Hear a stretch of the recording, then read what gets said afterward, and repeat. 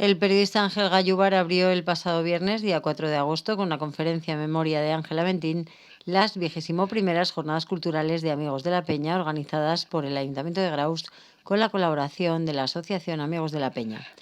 El programa incluye otras 3 conferencias los días 11, 17 y 31 de agosto, todas ellas a las 20 horas en la Casa de la Cultura de Graus, además de varias actuaciones musicales en la Basílica de la Peña. Castillos que defendían un reino, fortaleza cristiana en el reinado de Ramiro I de Aragón, fue el título de la conferencia de apertura a cargo de Ángel Gallúbar. Estará seguida de la de Paco Martí el día 11. Continuará Jordi Casado el día 17 y cerrará Antonio Valdelló el 31 de agosto. Se le echa mucho de menos. Sí. Una persona a la que se le echa de menos porque cundía mucho. Y era una persona que concitaba alegría en su entorno. Y eso se valora mucho. Y sobre todo en la vida de un pueblo, gentes como él son imprescindibles, son muy, muy necesarias. Y bueno, pues una de sus obsesiones, una bendita obsesión suya, fue la figura de ese Ramiro I que moría en Graus, que fue el primer rey de Aragón, sino a todos los efectos sin pectore. Y de hecho, bueno, pues, en los pocos documentos reales de su época se tiene en consideración como tal, aunque de hecho el primer rey de Aragón a todos los efectos jurídicos es su hijo Sancho Ramírez, pero Ramiro I es un personaje fundamental. Es un personaje que tiene un sueño y que lo debe sacar adelante, el sueño de crear un reino en un espacio pirenaico muy restringido, muy empobrecido, con unos vecinos en su momento, pues el de su padre, Sancho III, Sancho el Mayor de Navarra, que es el malote de los reinos cristianos, es el matón, por decirlo de alguna forma, de los reinos cristianos, y por otro lado los condados catalanes, sobre todo el condado de Barcelona y el de Urgell y Pallars, que tienen una expansión también clara hacia el territorio ribagorzano y el sobrarbense, y sobre todo un área de expansión hacia el Cinca. Bueno, pues Ramiro I aprovecha las coyunturas y saca adelante un proyecto tremendo. Y para sacar adelante este proyecto, que ha sido también la divulgación, fue una de las obsesiones de Ángel Aventín, para sacar adelante este proyecto se basa, por un lado, en un intento de cohesionar gentes y territorios que hasta entonces no lo estaban.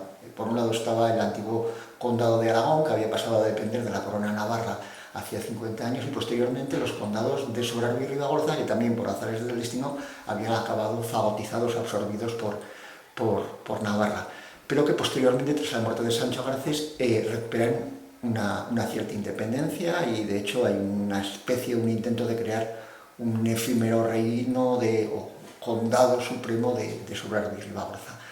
Ramiro I, en una época muy convulsa, consigue, bueno, pues por medios lícitos e ilícitos, englobar bajo su égida, bajo su mandato, los 3 condados, y de los 3 condados, que son condados de muy reducidas dimensiones, constreñidos además por una de las taifas más importantes de la eclosión del Califato de Córdoba. La taifa de Zaragoza es una de las más poderosas, y por eso la reconquista aquí avanza mucho más lentamente que en la zona castellana. A pesar de todos los pesares, a pesar de los vecinos poderosos, a pesar de esos musulmanes que tienen, pues en Graus, y sobre todo en Barbastro, plazas fuertes de muy difícil asedio y sobre todo de muy difícil dominio, consigue generar un reino, o pone las bases de ese reino. Y pone las bases de ese reino, pues eso, cohesionando territorios, cohesionando gentes y también fortificando territorios. Eso que me decías, ¿no? Que hacías como un inventario de castillos. Sigue la estela de su padre, Sancho III, Sancho Garcés. Diseña un plan de fortificación del Reino de Navarra con especial incidencia en los territorios del futuro Reino de Aragón. Y hay toda una serie de castillos, desde Sos, un castillo, Loesia, Zaragoza, pasando por el primigenio o el primitivo castillo de Ainsa, que es mucho más reducido que el actual, pero bueno, sienta las bases, el de Boltaña, el de Morillo de Monclús, el de Avisanda, el de Torreciudad, obviamente, y los castillos ya que o los crea Sancho el Mayor o directamente Ramiro I en territorio ribagorzano, Pano, Perarrúa, Fantova, los castillos, el fortalecimiento del castillo de Roda tras las algaradas, la invasión de Abd al-Malik, que es el hijo de Almanzor, que genera una grandísima destrucción en nuestra comarca, y luego los castillos de la zona oriental, Fals, Viacamp, Zas, contribuyen todos ellos a crear una línea de defensa que también es una línea de ataque y sobre todo de reagrupamiento de gentes y de esfuerzos para avanzar. Y ese es el germen del Reino de Aragón, que en muy pocos años, pues prácticamente en 50 años, avanza desde la frontera, que además es una línea recta, es muy curioso, porque los tres condados, Aragón, Sobrarbe y Ribagorza, durante 200 años tienen un límite que es prácticamente una línea recta, con los extremos en Graus, en Naval, en toda la zona de Ayerbe, que prácticamente están en el mismo paralelo. Y luego, pues en 50 años, Ramiro I, en primer lugar, con su muerte en Graus, pero ya poniendo las bases, Sancho Ramírez, que avanza hacia Huesca muere ahí en la batalla del Alcoraz, y luego posteriormente Pedro I, llevan el impulso pues hasta las tierras del Ebro y ya directamente ponen las bases de la expansión inmediata del Reino de Aragón, que se produce de forma prácticamente sistemática en muy pocas décadas.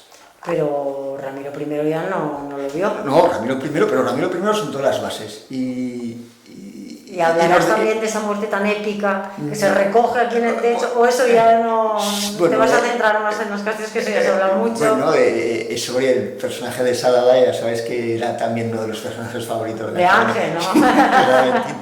Pero, bueno, yo lo conocí a través de él, con esa pasión ya no se te olvida nunca, ¿no? Pero, y bueno, hay testimonios prácticamente contemporáneos que hablan de la muerte de Ramiro I desde fuentes musulmanas, que parecen certificar esa existencia histórica de un personaje al que luego posteriormente se vino a llamar Salada.